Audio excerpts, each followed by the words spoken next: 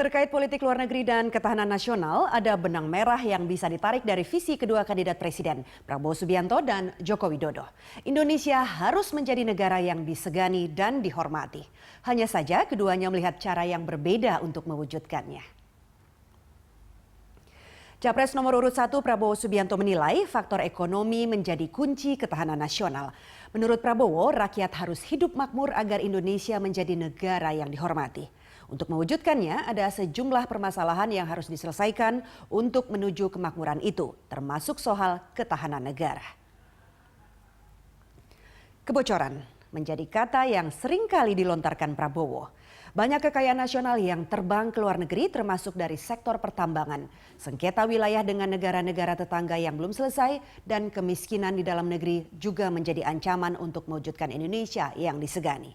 Secara khusus ada masalah trust atau saling percaya yang menjadi penyebab naik turunnya hubungan diplomatik dengan Australia. Bagaimana dengan Joko Widodo?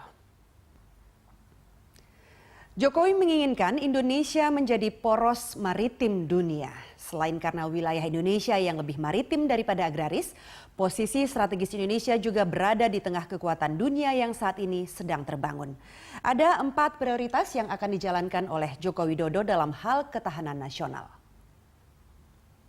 4 prioritas ini juga mencerminkan permasalahan yang dianggap perlu diselesaikan bagi kubu Jokowi JK. Pertama, masalah tenaga kerja atau TKI yang sering dianiaya. Moratorium terbatas menjadi solusi yang ditawarkan. Kedua, perlindungan sumber daya maritim dan perdagangan. Dengan banyaknya illegal fishing dan illegal logging menjadi perhatian khusus yang menyebabkan larinya kekayaan negara. Kemudian, produktivitas dan daya saing serta keamanan regional yang juga menjadi perhatian. Ada sejumlah rencana kebijakan terkait politik luar negeri yang akan dijalankan Capres nomor urut 1.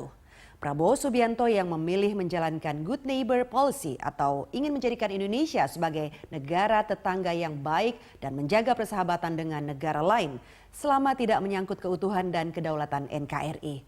Sementara di bidang ketahanan yang berdasar atas kemakmuran, Prabowo berencana memberantas korupsi, menaikkan kesejahteraan rakyat, menyelamatkan kekayaan nasional agar bisa digunakan sebaik-baiknya untuk mewujudkan Indonesia yang mandiri.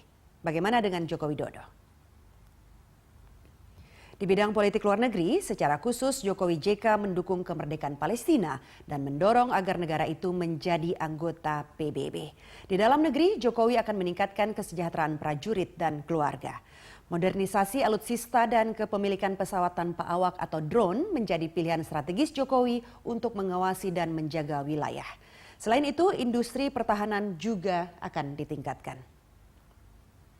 Terkait masyarakat ekonomi ASEAN yang akan tiba pada tahun 2015, Jokowi menilai pembangunan manusia menjadi salah satu prioritas agar bisa bersaing. Termasuk di dalamnya adalah membangun infrastruktur seperti Teknopark sebagai tempat latihan kerja. Jokowi juga meminta agar duta-duta besar Indonesia, khususnya di ASEAN, berfungsi sebagai tenaga pemasaran atau marketing produk nasional. Bagaimana dengan Prabowo? Prabowo Subianto menyadari bahwa daya saing produk nasional masih harus ditingkatkan. Karena itu pemberian kemudahan baik modal dan lahan diperlukan sebagai insentif bagi pelaku usaha. Peningkatan investasi pendidikan dan menjaga anggaran juga menjadi prioritas agar Indonesia tidak hanya bertahan tapi juga mampu bersaing secara regional. Terkait sengketa yang mungkin atau sedang terjadi dengan negara lain, berikut kita tampilkan pernyataan kedua kandidat.